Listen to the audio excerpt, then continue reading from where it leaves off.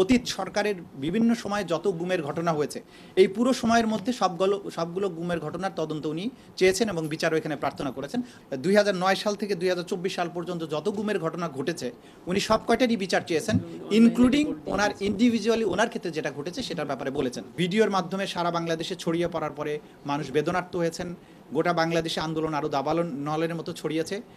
এই যে তার হত্যাকাণ্ড, এইটার জন্য আজকে তার পরিবারের গতকালকে তার পরিবারের পক্ষ থেকে তার মামা এসে আমাদের ট্রাইব্যুনালের কাছে এই ঘটনাগুলো বিস্তারিত বিবরণ তুলে ধরে প্রধানমন্ত্রী সহ 78 জনের বিরুদ্ধে, এখানে পুলিশ প্রশাসন যারা এপিসি চালিয়েছিল, এপিসির ভেতরে যারা ছিল এদেরকে আইডেন্টিফাই করে সাভারের পুলিশের যে সমস্ত অফিসার ছিল সেগুলো সহ যারা চিকিৎসা দিতে বাধা প্রদান করেছে সবার নাম সহ মোট 78 জনের বিরুদ্ধে এই অভিযোগ গতকালকে আন্তর্জাতিক অপরাধ ট্রাইব্যুনালের প্রসিকিউশন টিমের কাছে তারা দায়ের করেছেন।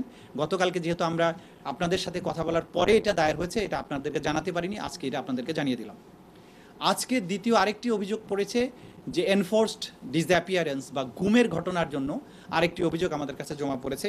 এনামুল কবির নামে একজন তরুণ ব্যবসায়ী, যাকে 2018 সালের 17 নভেম্বর বাসাবোধ থেকে তার যে ব্যবসায়িক কার্যালয় থেকে ডিবি পরিচয়ে তুলে নেওয়া হয়। ডিবির তদানীন্তন অফিসার মশিউরের নির্দেশে তাকে তোলা হয়েছে এই কথা বলে তাকে নিয়ে যায়। তাকে চোখ বন্ধ করে হাত পা বেঁধে ডিবি অফিসে আটকে রাখে। 26 নভেম্বর তাকে ছেড়ে দেয়। এই সময় পর্যন্ত পুরোটা সময় তাকে ব্লাইন্ড ফোল্ডেড করে তার হাত পা বেঁধে হাত পায়ের মাঝখানে লাঠি ঢুকিয়ে ঝুলিয়ে রাখা হয়েছিল এবং তার কাছ থেকে তথ্য আদায়ের চেষ্টা করা হয়েছিল বিরোধী দলের নেতা কর্মীদের ব্যাপারে, নেতাদের ব্যাপারে, বিশেষ করে জামাত ইসলামীর ব্যাপারে তার কাছ থেকে তথ্য জানতে চাওয়া হয়েছে এবং এইভাবে নির্যাতন করে 26 নভেম্বর তার অফিস থেকে এক বস্তা বিস্ফোরক সদৃশ্য বস্তু উদ্ধার হয়েছে এই মর্মে একটা মামলা তার বিরুদ্ধে মিথ্যা মামলা দায়ের করা হয় এবং সেই মামলা জেল খেটে পরবর্তী সময়ে সে জামিন পেয়েছিল। এই যে 17 নভেম্বর থেকে 26 নভেম্বর পর্যন্ত আনলফুলি তাকে গোপন কারাগারে আটকে রাখা বা অথবা ডিবি অফিসে আটকে রাখা, পরিবারকে জানতে না দিয়ে, এই ঘটনার দায়ে, এই মানবতা বিরোধী অপরাধের দায়ে তদানীন্তন পুলিশ প্রশাসনের ঊর্ধ্বতন কর্তা ব্যক্তি, প্রধানমন্ত্রী এবং যাদের নির্দেশে এইভাবে পরিকল্পিতভাবে গুমের ঘটনাগুলো ঘটেছে সারা দেশব্যাপী, তাদের সবার বিরুদ্ধে দায়ী করে মোটামুটি 25 জনের নাম উল্লেখ করে তিনি একটা অভিযোগ আমাদের কাছে দায়ের করেছেন। মোটা দাগে এই পর্যন্ত আজকের কাছে আমাদের কাছে আপডেট।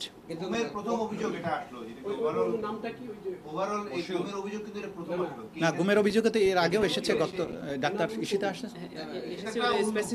হ্যাঁ, আজকেরটা রাজনৈতিক কারণে যেটা, এটা আজকেরটাই বলা যায় যে আজকে সে জামাতের কর্মী ছিল। এনামুল কবির জামাতের কর্মী ছিল। কত সাল থেকে কত সাল পর্যন্ত তদন্ত করা হয়েছে?